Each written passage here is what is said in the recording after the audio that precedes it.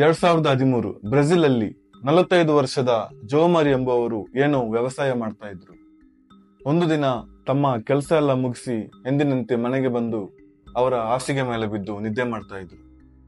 ನಡುರಾತ್ರಿಯಲ್ಲಿ ಏನಾಯ್ತೋ ಗೊತ್ತಿಲ್ಲ, ಅವರ 1400 kg ತೂಕ ಇರುವ ದನ ಸೀಲಿಂಗ್ ಮೇಲೆಯಿಂದ ಅವರ ಮೇಲೆ ಬಿದ್ದು ಅವರು ಸಾಯ್ತಾರೆ. ಸಾಯಕ್ಕೆ ಇದು ಒಂದು ಕಾರಣನ ಅಂತ ಕೇಳುವವರಿಗೆ ಆಮೇಲೆ ಗೊತ್ತಾಗಿದ್ದು, ಇವರು ಸಾಯಂಕಾಲ ಒಂದು ದೊಡ್ಡ ಏನಿನ ತಮ್ಮ ಮನೆಯ ಮೇಲೆ ಒರಗಿಸಿಟ್ಟು ಬಂದಿದ್ರು.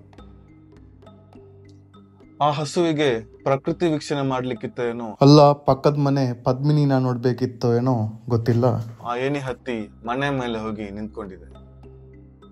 ಈ ದನದ ಭಾರ ತಾಳಲಾರದೆ ಸೀಲಿಂಗ್ ಒಡೆದು ಆ ದನ ಮಲಗಿದ್ದ ಜೋಮಾರಿಯ ಮೇಲೆ ಬಿದ್ದಿದೆ.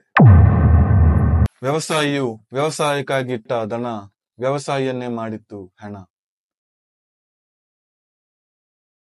ಕ್ಲೆಮೆಂಟ್ ಎಂಬ 50 ವರ್ಷದ ಲಾಯರ್ ಒಮ್ಮೆ ಕೋರ್ಟ್ ಅಲ್ಲಿ ಅವರ ಕ್ಲೈಂಟ್ ಮೇಲೆ ಕೊಲೆ ಕೇಸ್ ಇದ್ದಾಗ, ನನ್ನ ಕ್ಲೈಂಟ್ ಕೊಲೆ ನಡೆದ ಸ್ಥಳದಲ್ಲಿ ಸುಮ್ಮನೆ ನಿಂತಿದ್ರು, ಸತ್ತವರು ತಮ್ಮನ್ನು ತಾವೇ ಸುಟ್ಟಿದ್ರು, ಇವರು ಸ್ಥಳದಲ್ಲಿದ್ದ ಕಾರಣಕ್ಕಾಗಿ ಮಾತ್ರ ಇವರ ಮೇಲೆ ಕೊಲೆ ಆಪಾದನೆ ಮಾಡಲಾಗಿದೆ ಅಂತ ಜಡ್ಜಿಗೆ ಎಕ್ಸ್ಪ್ಲೇನ್ ಮಾಡ್ತಾ ಇದ್ರು.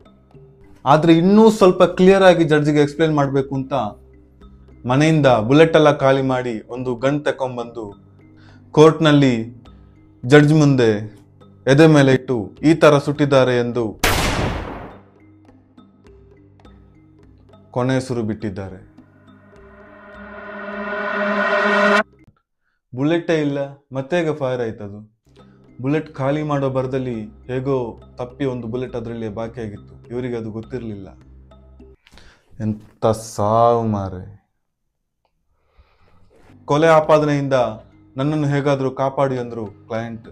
ಕಾಪಾಡೋ ಭರದಲ್ಲಿ ತಮ್ಮನ್ನು ತಾವೇ ಸಾಯಿಸಿದ್ರು ಕ್ಲೆಮೆಂಟ್. ಶಾಕಿ ಟಾಕಿ ಸೈನಿಂಗ್ ಔಟ್. ಬಾಯ್.